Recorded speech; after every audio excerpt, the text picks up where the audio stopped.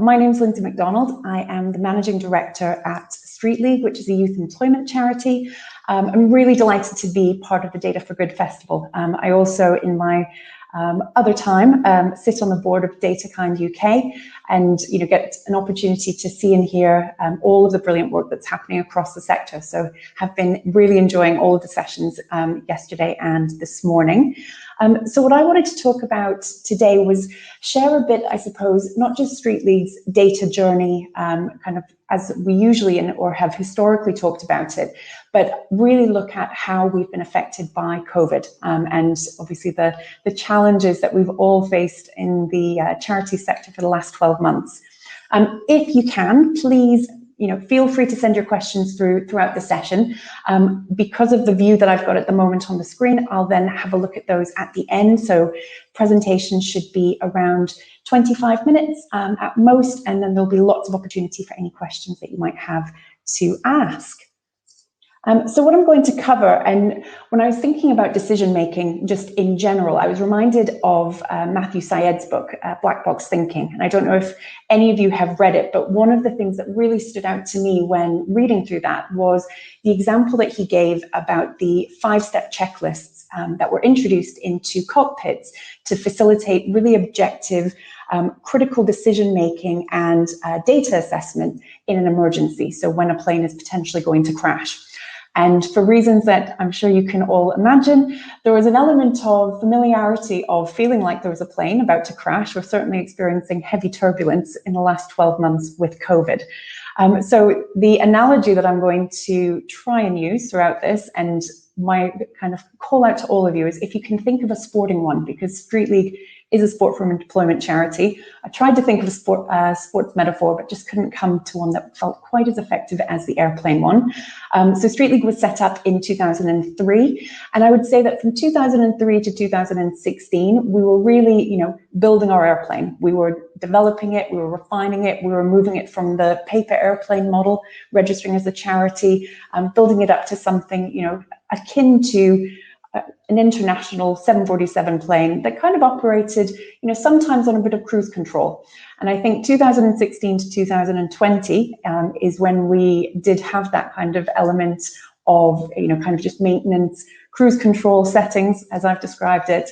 And then it was really in 2020, as we all remember, about a year ago now, when everything changed and when turbulence struck, and all of a sudden we had to pull out those decision-making frameworks and think pretty urgently.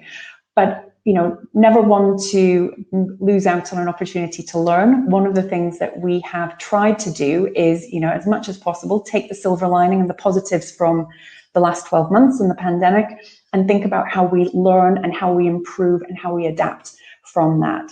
So I'll tell you a little bit about Street League, just so that you've got the context that we're operating in, and hopefully that helps you to connect it to your own situation and settings.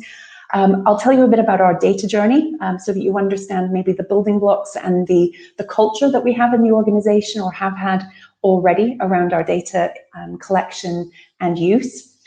What we've learned specifically in the last 12 months, and then what we're going to do going forward. So a bit about Street League. We use sport and education to help young people move into work. And we do that through 3 different work areas. One is delivering in secondary schools, supporting young people at risk of exclusion or at risk of becoming NEET, not in employment, education or training. We deliver what we call our employment academies, which are programs involving a combination of group activity, one-to-one support, qualifications, employment skills development, job searching activities, and that's for young people who aren't in work, education or training, helping them to move into those positive outcomes.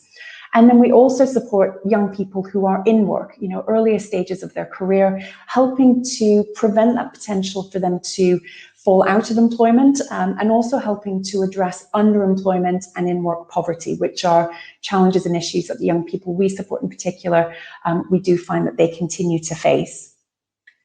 We operate across 53 local authorities. We have 13 regional offices. And since 2010, we've supported more than 12,000 young people into work, education, or training. So this is just to give you a bit of a sense of the fact that we don't have, one office. We're not all huddled around one set of desks or work areas. So for us, there was an element of, I suppose, remote working and remote data collection and collaboration before we all got sent to our sheds and spare bedrooms. And in terms of how we use sport and what we do with that, we really use it as the hook. So we use it as a way to engage young people onto our programs. It's a way to make it fun, engaging for young people who maybe haven't had the best experience of school or education settings. It's a way to really level, the playing field, level the experience for them and our staff. It really, I guess, accelerates the opportunity to develop trusting relationships. And we find it's a brilliant way and an effective way to develop young people's skills, help them to create connections in their local areas, improve their well-being, give them an understanding of well-being as well, and help them, as I mentioned, to gain qualifications, which can be maths and English qualifications, employability qualifications, but also some more vocational ones, specifically around either their apprenticeships or moving into sport and leisure. But we don't only help young people into sport and leisure jobs. We very much support young people into the career and the opportunities that are right for them. So those can be anything from national organizations like DHL, working in warehouse and logistics. It might be an apprenticeship as a barber, as Liam is working toward in Renfrewshire and Inverclyde in Scotland. It can be in customer service, it might be in retail or hospitality. So we really had a lot of young people who had, over the past several years, progressed into those sectors and those opportunities that, as we know, were particularly hard hit by COVID and the lockdown measures that were introduced. So what I wanted to touch on, I guess, next was our social impact data journey. And I don't know if this is the same for all charities or a lot of charities, but definitely for Street League. I think when we talk about and have thought about data, it's usually and typically been in relation to our social impact. And that's why I've actually set out the fact that we've often talked about our data journey, but have recognized in the last 12 months, when we talked about data, we were talking about the social impacts, the support that we provide young people. As an organization, we have been on a journey in terms of our data collection around social impact. When we were first set up, it was to provide positive activities and interventions for people experiencing homelessness. And it was really about how many people can we get to join into this sports activity, into this football match, into this session. And it was about participation numbers. In 2011, primarily driven by payment by results contracts, actually, that we'd secured in Scotland, it focused us much more around what are we doing when we get these individuals, young people specifically, onto our programs? How are we actually helping them? What's the progression and the support and the difference that our programs make? And as we moved into, I suppose, a period after the last recession, so after 2010, when we saw the last kind of crisis levels of youth unemployment, we really then needed to think about, once we've helped a young person into a job, because arguably by 2012, 2013, it was easier to help young people into a job. There were more opportunities, the economy was stronger, and so getting them into the job wasn't necessarily the challenge. It was, are they still there 6 months later? And so our 6-month sustainment really became our, I suppose, highest level of success, our critical KPI in the organization. And we thought about that in relation to each young person's starting point. And then in 2016, for those of you who maybe know of Street League, otherwise you possibly have heard of us because in 2016 we did two things. One, we launched an online impact dashboard, which allows you to go onto our website, streetleague.co.uk, and look at in real time how we're doing. And that's about how many young people have joined a program, how many have progressed into an outcome, how many are still there 6 months later, and most importantly, how many young people disengaged from our program in the last 12 months. And this was quite significant for us. We started to report on not just our successes and the impact we were making, but also what we were getting wrong, who we weren't able to help or who we weren't necessarily right for. And that opened up a whole bunch of new questions for us as an organization. it shone a light on different areas of our data collection processes, our analysis, and our ways of thinking. And it was a really, I think, transformational, actually, decision that in a way that we didn't expect, because it really made us rethink, what success looks like and how we proactively support young people, more effectively. And as part of that commitment to transparency, one of the things we also set out were our 3 golden rules. So again, a bit of context around the quality of our data collection and social impact. Our 3 rules were: we will never overclaim what we do, that we will always have auditable evidence for every outcome. So that might be a payslip, for example, or a start confirmation letter from a college if it's an education outcome. But our funders, our partners, our young people can ask to see that evidence, which we retain for up to 3 years. And then the final piece was in response to the fact that we often saw things like 80% of participants had this, and then when you scratched beneath the surface, that 80% might be out of a sample size of 10. And so we just wanted, again, to be really honest and transparent about the numbers and the sample sizes that we were working with. And so we back our percentages up with absolute numbers. And on the topic of sample sizes, we don't use samples. We have a full and complete data set. We collect the same information from every young person who starts on a program with us and follow them through that journey. So this is a snapshot of our impact dashboard, and these were the types of questions that we were asking when we, I suppose, got to that phase of being a 747, if I can use that analogy, and when we were operating in relatively, I suppose, normal or unchallenged conditions. Obviously, operating as a charity is always challenging. That's the point. But it was, relative to COVID times, certainly, and in terms of our financial position as an organization, as a charity, we could really focus on, how are we performing? How are we doing on our social impact side of things? And a lot of that really came down to, do we have the data that we need to learn and improve? And that's what we were continuously looking to do. And again, a lot of the emphasis was around, on an annual basis. Let's look back at, how did we perform relative to budget? What did the marketing team do in terms of either, social media engagement, online outreach? And it was really kind of tied into this, let's do a review of different parts of the organization. How have our HR statistics looked for the last 12 months in terms of staff turnover, staff training opportunities? And it was very much, I wouldn't say necessarily reactive, but it was scheduled and relatively steady in terms of the information. But we had to go and find it. We had to set out, we want to look at our HR, we want to look at the safeguarding incidents that have occurred in the past 12 months. And so that there was this kind of annual, as I say, rhythm or MOT in terms of looking at different parts of the organization. We then had some, I suppose, as an organization, some challenges in 2018-19. We had, quite suddenly, 2 contracts that we were delivering against withdrawn based on the prime contractor's own financial situation, and it created a lot of internal challenges for Street League to navigate. And the reason why this is important, I think, to share is because a lot of the work that we had to do to understand how to navigate and course correct when we had this internal challenge, we were able to then build on that when COVID happened and there were all of the external environmental challenges. And the information we were really looking at when this happened were, I suppose, more kind of different areas of the organization that needed to be fixed. So it was less a matter of checking that things could be maintained, but recognizing we need to change. We don't have the funding from this contract in place. We need to repair and we need to adjust. And so things like cash flow, staff absence rates, young people's attendance data became much more relevant because it's more ongoing and continual information. The data and the reporting schedule at this time was much more kind of, I suppose, on demand.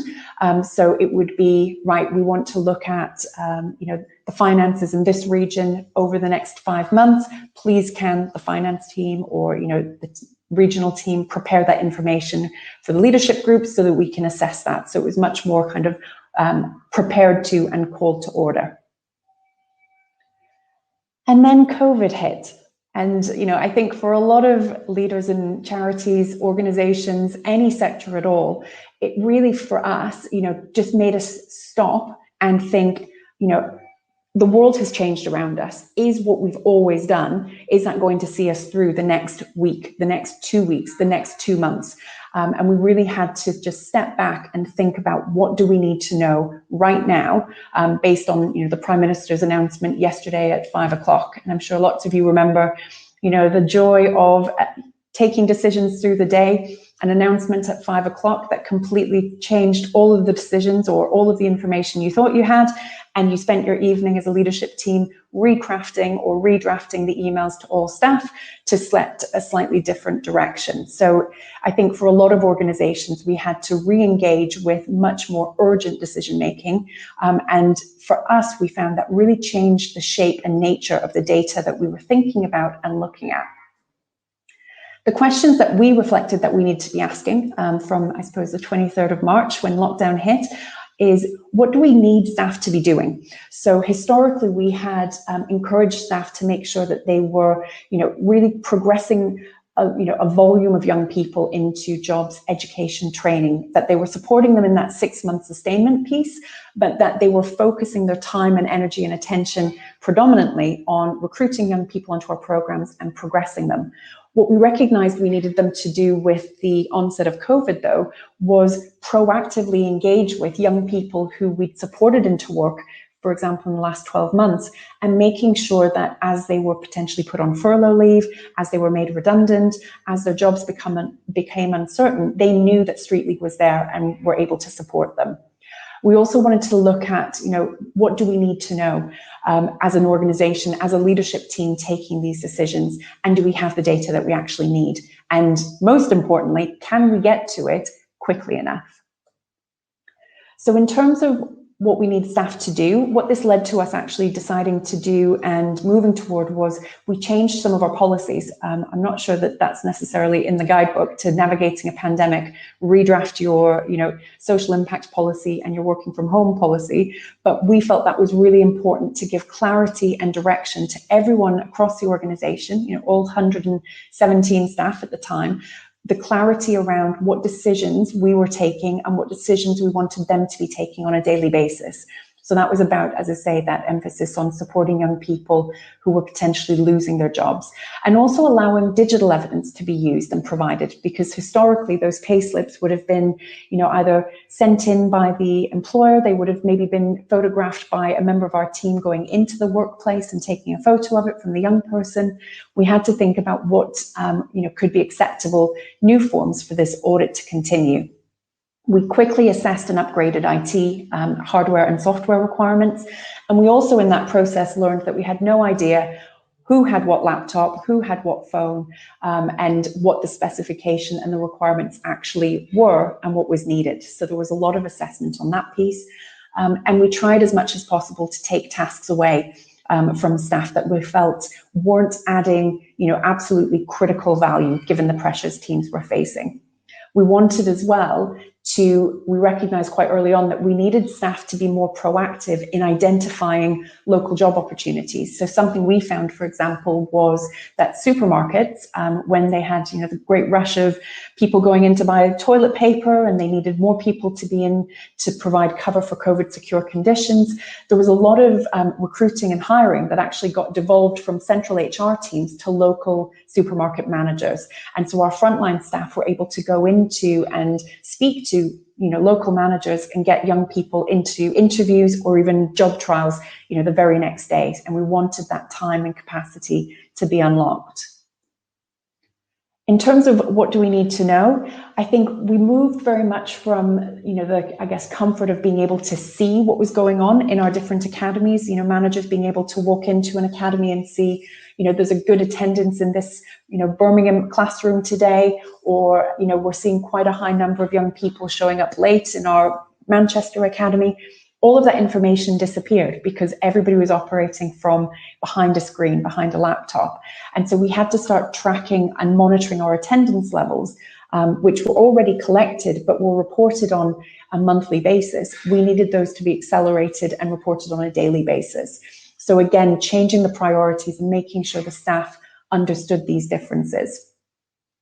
We also recognized that, the support that young people needed was different. The support that we all needed became different overnight. In terms of well-being, young people who maybe weren't safe or didn't feel safe in their home environments is a very different type of safeguarding incident to one where a young person is coming into our academy. We're able to see them, interact with them. And so our frontline staff were dealing with, changing their practice again overnight. And a lot of charities I know had to respond in similar ways, addressing food poverty, for example, digital access.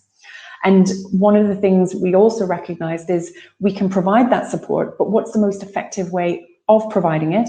And how do we keep track of what we've provided? How do we communicate that back to funders? How do we make sure that we're properly, accounting for things? So all of these questions around what we do and our finance practice started to collide and come together.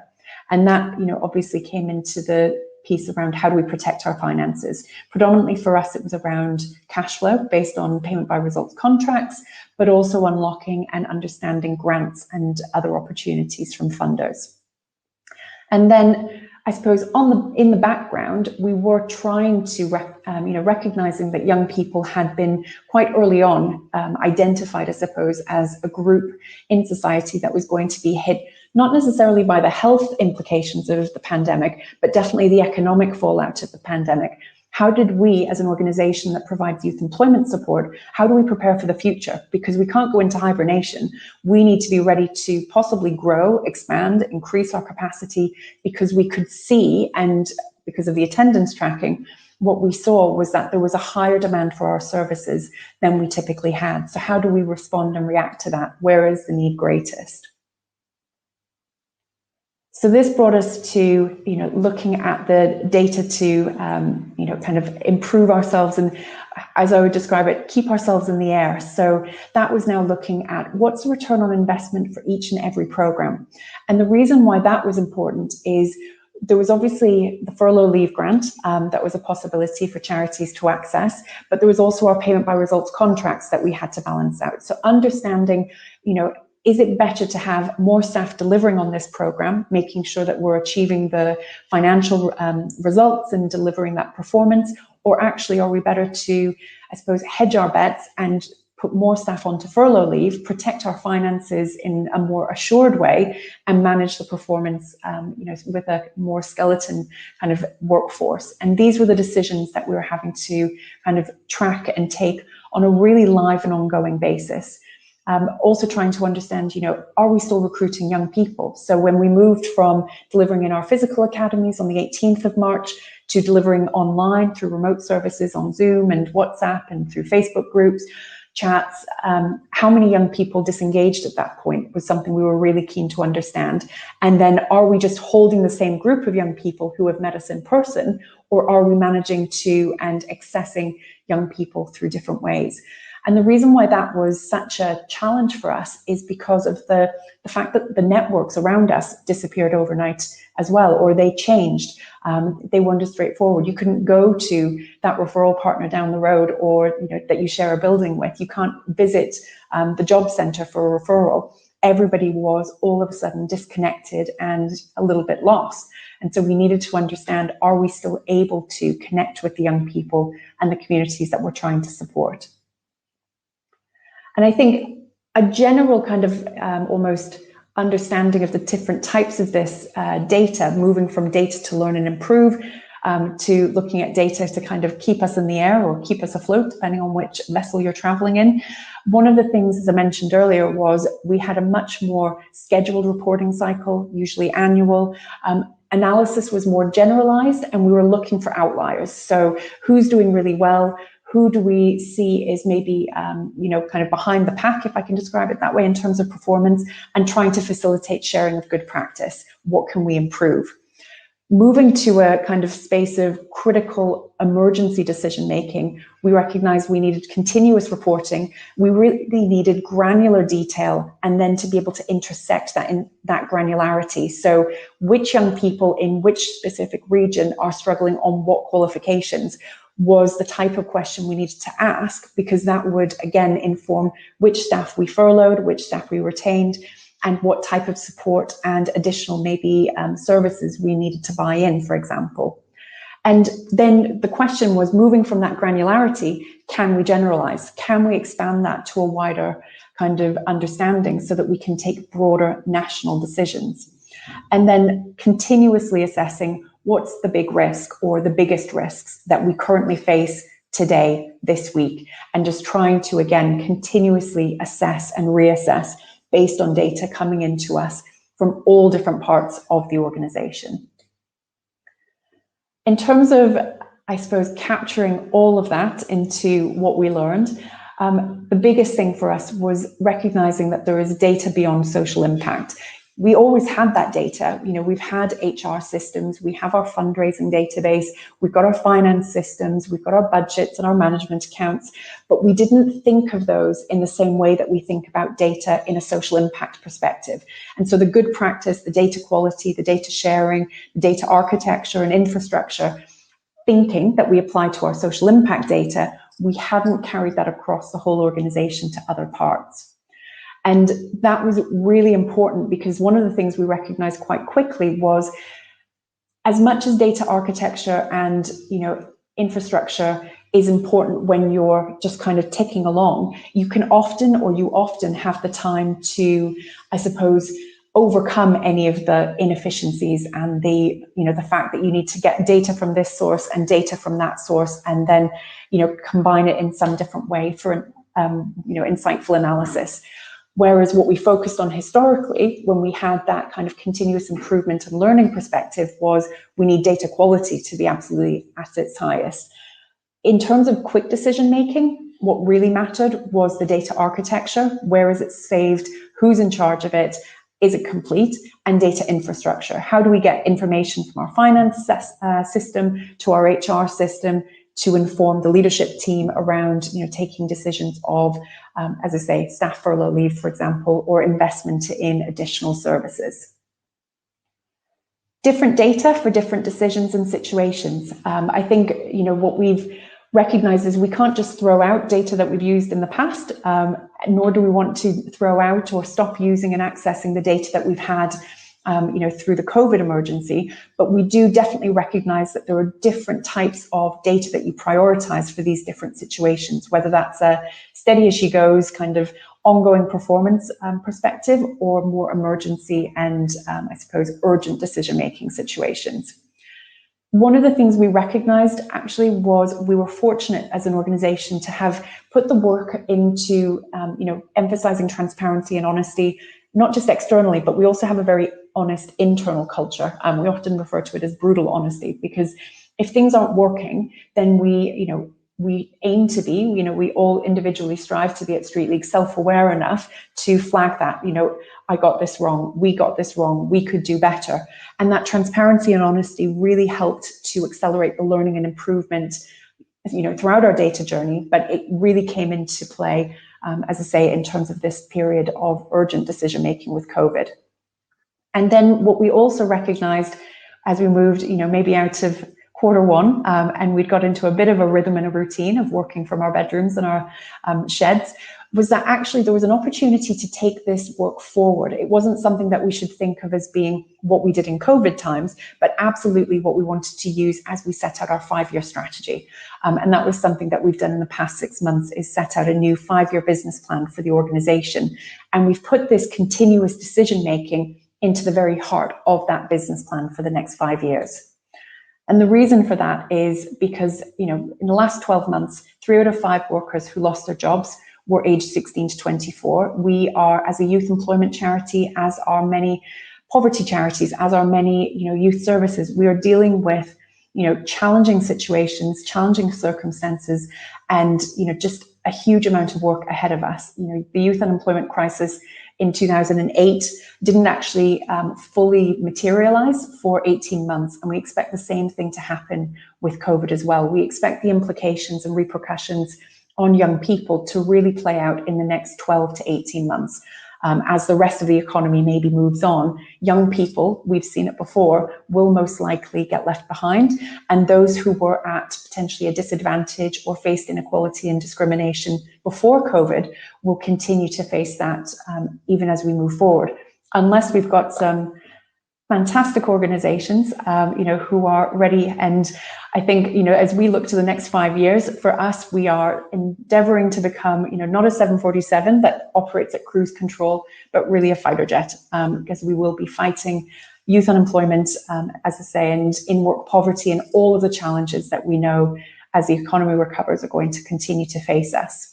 So what this meant practically was that we have mapped our data across the organization, and we've tried to apply the good practice that we learned from that social impact data journey to all of our data systems: HR, finance, contracts and compliance, fundraising, etc. And that's about, the quality of the data, how it's structured, shared, maintaining that transparency, and being really honest and identifying and flagging, what's wrong.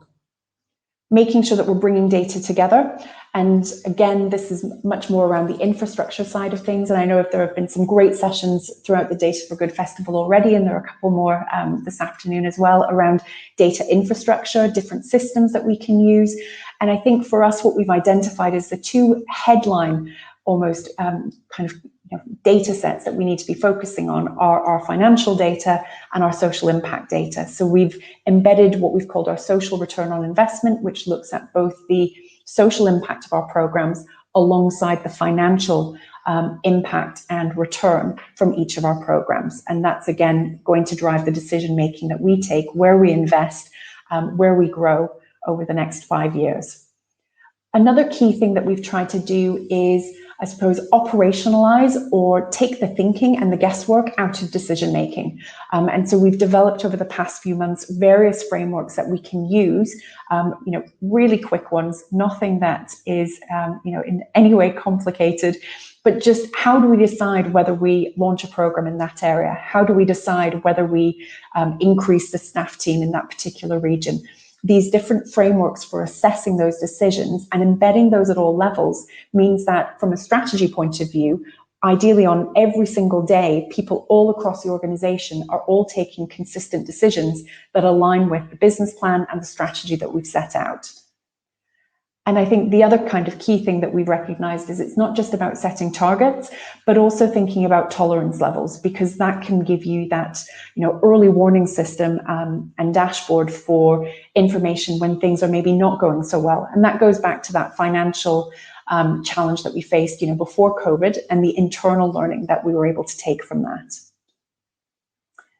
So that is the end of the slide section that I was going to go through. I'm now able to hopefully look at the Q&A space and see if we've got questions coming in. Hopefully there are. And if you have any other questions, we do still have a bit of time. I did overrun a little bit, apologies for that. So first question here, great to see that there's a focus on disengagement levels. How far has Street League gone to explore the reasons for disengagement pre and during pandemic?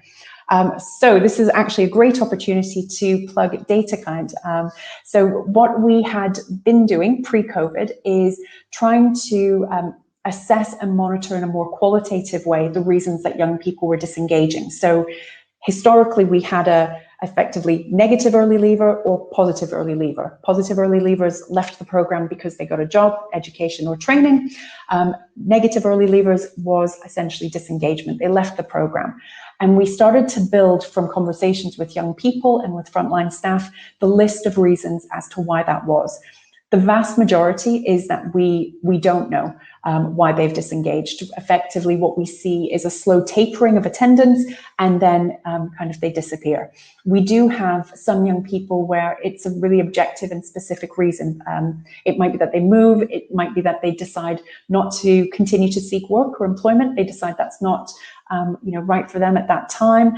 But one of the really interesting things we've been working on with DataKind through a 12-month project called a Data Core, which I'm sure Giselle can talk to anybody who's interested about, is looking to build from our data sets since 2016, a predictive modeling tool which equips frontline staff in live time with information and these early warning indicators that a young person or a cohort of young people might be more at risk of disengaging, so that we can provide additional support and resource that might support and address that. So for example, we know that young people who have been or are involved with gangs typically disengage unless we support them to leave the gang culture, and then we're able to effectively support them into a positive destination. So trying to learn from our data and take that forward. Interestingly, and I suppose it is a positive, but it reflects, I guess, the challenges that young people have faced in the last 12 months.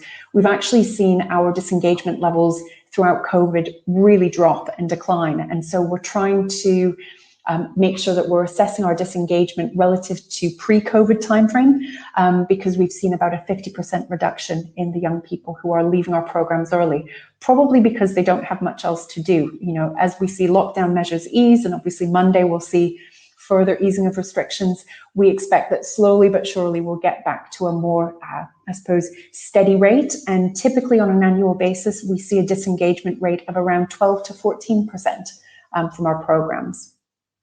In terms of what software we use to track attendance, so we have a database at Street League called Hanlon, and what that is, and I think it's a very, Hanlon is an employability system. What it isn't, though, is a caseload management system. So we've had to find different workarounds, to make it work for us.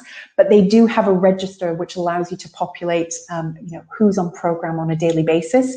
But what Street League has decided to do is try and have the systems for each part of the organization in place that we want to need.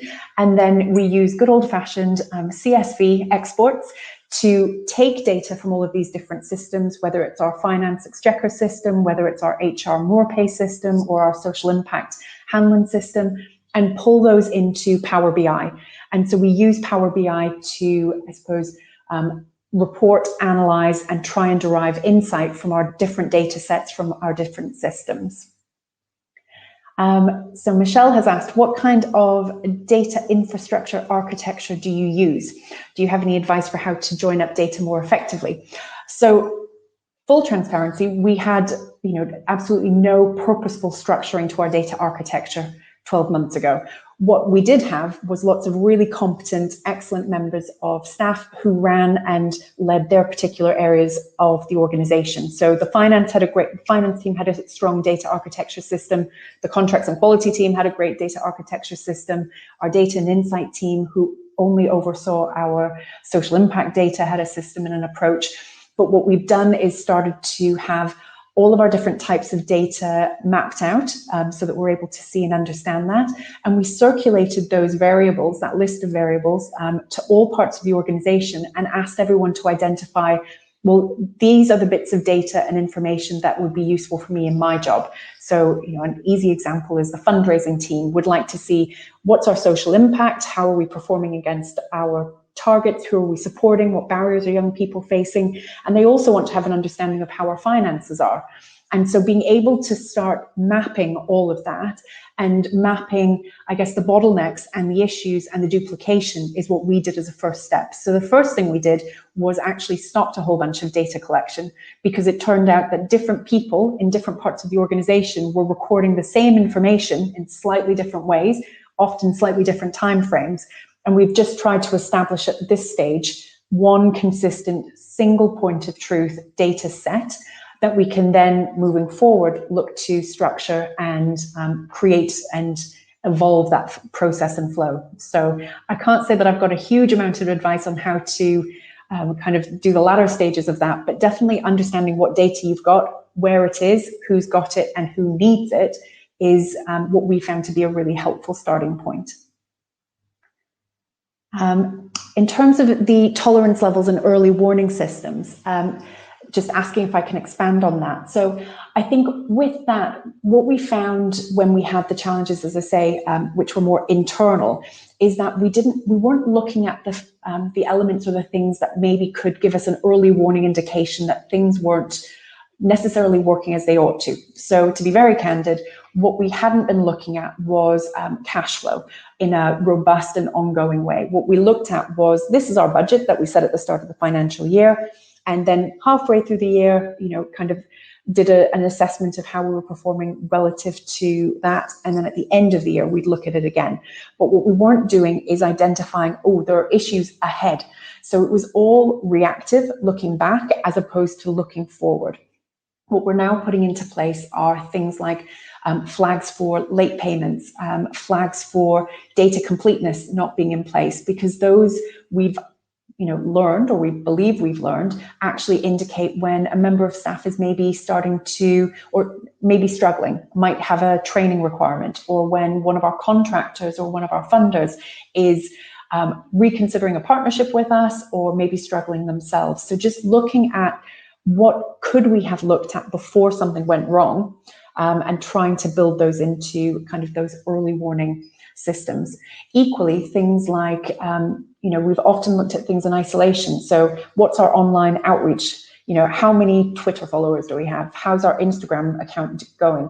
We looked at that, and then we would look at outreach. But we don't bring those two things together to understand, are we getting young people from our different social media activities? Should we be investing more in certain areas of our social media? Or are there things that we should be actually, cutting and no longer taking forward? So it's trying to, I suppose, have a more systematic and systems approach to our data, as opposed to a siloed approach to the data.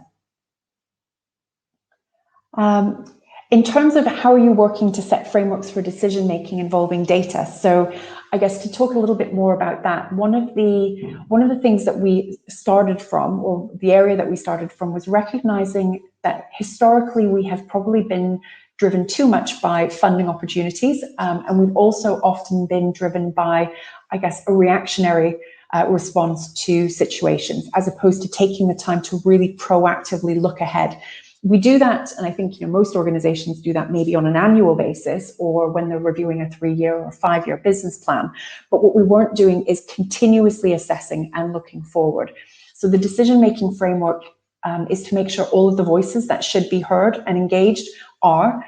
So making sure that there is an input for young people to have a voice, making sure that trustees and leadership get an opportunity to input, making sure that the training requirements and any requests or any red flags, as it were, from frontline staff who think that implementation might be a challenge, all of these things happen in a way that makes sense in the sequencing.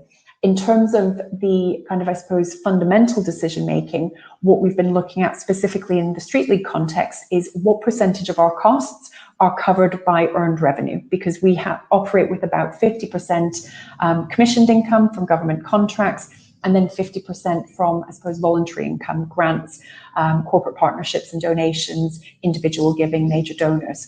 And what we want to try and do is make sure that not just that 50-50 split happens at an organization-wide level, but that 50-50 split happens at a local and at a program level, so that none of our programs are overly exposed to, non-diversified revenue streams or particular cash flow challenges or bottlenecks. Question from Karen: do you look at the wider impact of the program within the whole community? We don't, to be completely blunt. As an organization, what we have recognized, and this is where we get to the, we don't overclaim what we do. What we've tried very hard to do is make sure that we are working within communities that we feel need us the most. So we look at things like low social mobility, systemic poverty, and unemployment rates, particularly amongst young people. We use the IMD, and that determines where we operate and where we deliver our services. In terms of the young people that we support, we do it on a much more individual level. So what barriers are they facing? What needs do they have? And trying to ensure that we help them to overcome those barriers and help them to build their skills and eventually move into that work, education and training. We've explored the possibility of more, I suppose, systems thinking, place-based analysis in terms of our role. I think one of the challenges that that presents is then just, I suppose, it's that risk of analyzing and spending all of your time looking at things versus providing the support and investing in the services. So we've always gone a bit back and forth on it in terms of its overall value, but we have spoken to a few different partners, for example, and looking at making sure, one of the things we do make sure of is that we are needed and that we're adding value to a local area's kind of employability services, and that we're not competing overtly, that we're there to add value and that we're there to, I suppose, fill a gap. Let me see if there are any other questions. What software do you use to track attendance over 6 months? So in terms of tracking attendance over 6 months, and I suppose thinking about sustainment rates as well, this was a conversation I had with a colleague in another organization, chief exec, not too long ago. One of the things we try and do at Street League is integrate data collection into the support that we provide young people. So in terms of, are young people still in a job, education, or training after 6 months, that's not tracking, that's a regular check-in. So with all of our young people, we provide that in-work support both to them and to their employer, helping them to understand, maybe as line managers, the particular challenges or the particular considerations that they might want to take to support young people, for example. And so one of the things we try really hard to do is, when we're talking, or when we actually have conversations at Street League around data, we never use the word data. We're actually talking about young people, what support we've provided them, the achievements of young people, the impacts of our services and that our staff have had, and that just gets recorded to reflect that journey of a young person. So the software is, again, just that database that we have for young people's kind of journeys with us. In terms of, asking them questions, we don't do, we're not particularly effective at the moment in terms of surveys, or we don't have an app. I know a lot of organizations use those really effectively. It's not something that we've yet explored. But what we've found is that by integrating our data collection into the support we use, it ensures that staff are motivated and prioritizing that data collection, and that inherently increases the quality of that data and its completeness.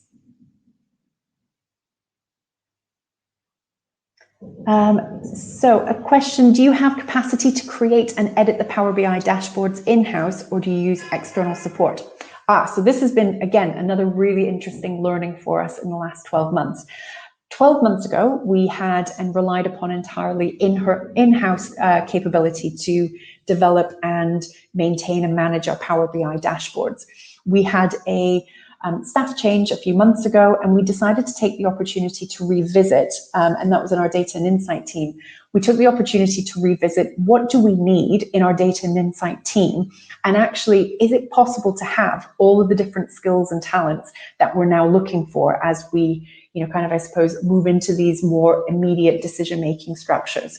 And so what we've actually found is, we had a situation, a meeting about 2 months ago, 45 minutes on a call with a Power BI consultant specialist, and he built exactly the Power BI dashboard that we needed. He explained and set out the approach that he'd taken in terms of structuring the data so that we understood where the data was coming from and why it was there and how it was being reported and visualized for us, so we can manage that going forward.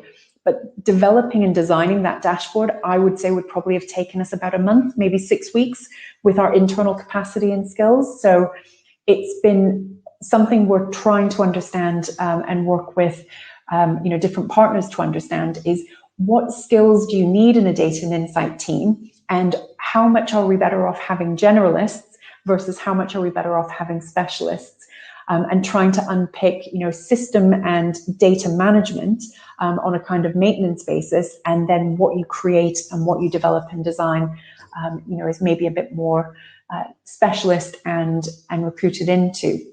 But we have also learned, kind of in the past through issues and mistakes and things, that creating those dashboards without a clear sense of understanding of what's gone in, what that means, where has it come from, why is that being done, almost a decision log. When you go back to that dashboard, if you don't have that insight and that understanding of the decisions taken, then you can't trust the data. Going back to the book that I mentioned at the start with Matthew Syed, Black Box Thinking, that is the very nature of a black box, when you look at something and you don't actually know what's happening in behind. So I think logging and recording the decisions that you take around your data architecture and infrastructure and data flows is really important, so that you can, change and adapt. Because again, that's one of the key things that we want to do going forward. If we recognize that actually something we're doing in our apprenticeship delivery, for example, isn't exactly what it ought to be, it's not as efficient, it's not as effective, it's not deriving the value it ought to, then we'll be able to hopefully, I suppose, address that. So I think it is time to wrap up. I have really enjoyed taking part. I hope if you've got any other questions, please feel free to get in touch via our website or via Twitter or any other social media. And I hope everybody enjoys the rest of the session. So thank you.